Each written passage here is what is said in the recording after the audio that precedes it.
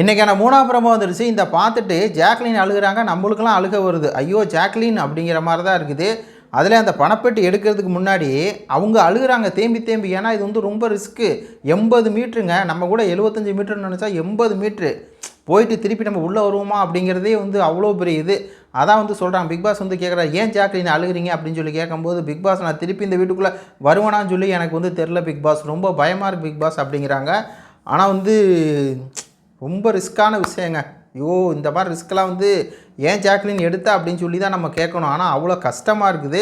ஆனாலும் கூட என்ன பண்ணுறாங்க, ஜாக்லின் திடுத்திட்டு ஓடி போய் எடுத்துகிட்டு திருப்பி வீட்டுக்குள்ளே வந்துடுறாங்க. ஆனால் பிக் பாஸ் வந்து அப்போ என்ன சொல்கிறார் அப்படின்னா, டைட் ஃபினிஷிங்காக இருக்குது, நாங்கள் வந்து ரிசல்ட்டு சொல்கிறோம் அப்படின்னு சொல்கிறாங்க.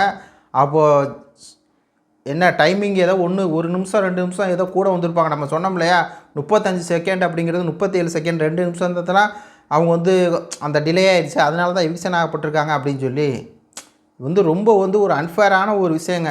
பெண்களுக்கு வந்து ஒரு அன்ஃபேரான விஷயம். இப்போ லைவில் நடக்கிறத பார்க்கும்போதே நம்மளுக்கு வந்து கண்ணீர் வருது. எங்கே சௌந்தர்யா வந்து எவிக்ஷன் ஆயிடுவாங்களோ அப்படின்னு சொல்லி நம்மளுக்கு அந்த அளவுக்கு ஒரு இதாக இருக்குது. கண்ணியம் வேறு வந்து முடிவெடு நான் போனாலே போவேன் அப்படின்னு அவன் நிற்கிறான், ரயான் நிற்கிறான், அதே மாதிரி சௌந்தர்யா 3 பேரும் நாங்கள் இந்த ரவுண்டு போவோம், 5 லட்ச ரூபா பெட்டி எடுக்க போவோம் அப்படின்னு சொல்லி நின்றுட்டுருக்காங்க. அது என்ன நடக்க போகுதுன்னு சொல்லி தெரில.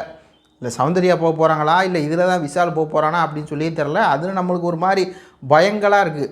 இப்போ வேறு ஜாக்லின் என்ன சொல்கிறாங்க அப்படின்னா, நான் எவிக்ஷன் ஆனால் கூட பரவாயில்ல, ஜாக்லின் வீட்டில் இருக்கணும்னு சொல்லிட்டாங்களா, அது வேறு நம்ம மண்டைக்குள்ளே ஓடிக்கிட்டே இருக்குது. அந்த சீன் முடிஞ்சதுக்கப்புறம் இந்த புறமோ பார்த்துட்டு இப்படி ஒரு இது அவங்க வந்து கதறி அழுகிறாங்க. ரொம்ப வந்து பார்த்திங்கன்னா ஒரு அன்ஃபேரான விஷயம் தாங்க. இந்த எவிக்ஷன் வந்து சத்தியமாக சொல்கிறேன், பிக் பாஸ் வரலாறுலேயே வந்து பிக் பாஸ்க்கே ஒரு கெட்ட பேரை வந்து கண்டிப்பாக ஏற்படுத்தி கொடுக்கும். இந்த மாதிரி வந்து கடைசி நேரத்தில் வந்து ஒரு கடைசியாக இப்படி ஒரு டாஸ்க் வச்சு இப்படி வெளியேற்றுறது அப்படிங்கிறது ஒரு ஏற்றுக்க முடியாத ஒரு விஷயம். ஆனாலும் ஜாக் வந்து எஃபர்ட் போட்டிருக்காங்க. அவங்களுடைய அந்த எஃபர்ட்டுக்கு மரியாதை கொடுங்க. அவங்க கருத்துக்களை சொல்லுங்கள். நன்றி, வணக்கம்.